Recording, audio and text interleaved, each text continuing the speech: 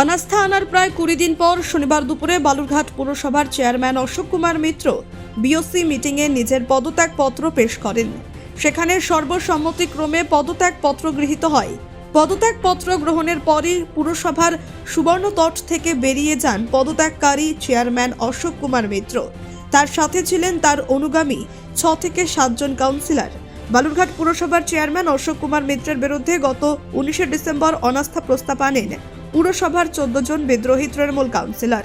অনাস্থার জেরে গত 31 ডিসেম্বর তিনি বালুরঘাট সদর মহকুমা শাসকের কাছে নিজের পদত্যাগপত্র জমা দেন।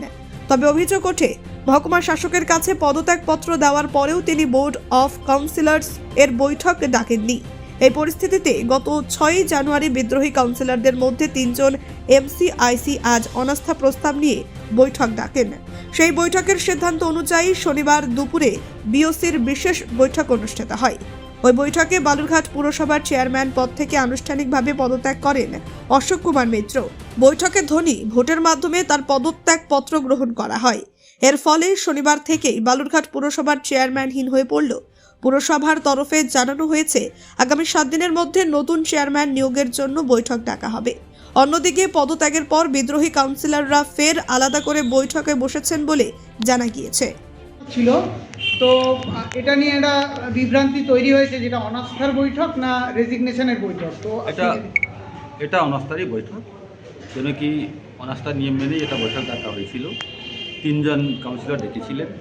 সেই বৈঠকে 23 জন কাউন্সিলর উপস্থিত ছিলেন। 23 জন মধ্যে সর্বসম্মতিক্রমে অনাস্থা প্রস্তাবটা পাস হলো।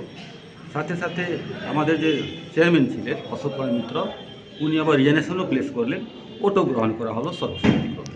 তাহলে এখন টেকনিক্যালি বালুরঘাট পুরসভার ভার কার ওপরে রইল? আপনার বর্তমান আজকে থেকে চেয়ারম্যান পোস্টটা ভ্যাকেন্ট হয়েছে। আইন অনুযায়ী 7 দিন মধ্যে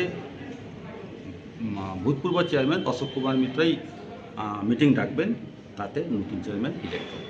আচ্ছা, উনি যদি মিটিংটা না ডাকেন তাহলে পরবর্তী তারপরে আবার আছে নিয়ম আছে। তাহলে এই 7 দিন কি মানে কাজকর্ম যেটা চলবে সেটা এক্সিকিউটিভ অফিসারই চালাবেন?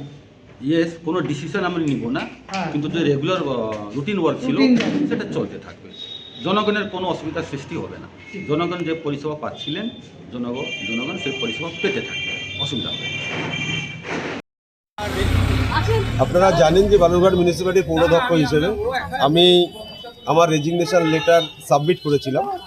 আজকে বালুরঘাট পৌরসভার বোর্ড অফ কাউন্সিলরের মিটিংয়ে আমার যে রেজিগনেশন লেটার, সেই রেজিগনেশন লেটার আমি দলীয় নির্দেশে পদত্যাগ করেছিলাম এবং দলীয় নির্দেশ ক্রমে আমার আজকে যে পৌরসভার যে বোর্ড অফ কাউন্সিলর মিটিং ছিল, সেই বোর্ড অফ কাউন্সিলরের মিটিংয়ে সর্বসম্মতিক্রমে আজকে বোর্ড অফ কাউন্সিলর মিটিংয়ে আমার রেজিগনেশন লেটারটাকে অ্যাকসেপ্ট করা হয়েছে।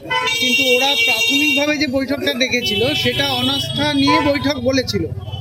অনাস্থা নিয়ে কি বৈঠক হয়েছে? না, বিষয়টা দেখুন, আজকের বোর্ড অফ কাউন্সিলরের মিটিংয়ে আমার যে রেজিগনেশন লেটার, সেই রেজিগনেশন লেটারটা দলীয় যে সিদ্ধান্তে আমি পদত্যাগ করেছিলাম এবং দলের সিদ্ধান্ত ক্রমেই আজকের বোর্ড অফ কাউন্সিলরের মিটিংয়ে আমি আমার রেজিগনেশন লেটার অ্যাকসেপ্ট করানোর জন্য আমার সমস্ত সহকর্মীকে বলি এবং প্রত্যেকটি কাউন্সিলর সর্বসম্মতিক্রমে আমার রেজিগনেশন লেটার আজকে অ্যাকসেপ্ট করেছে।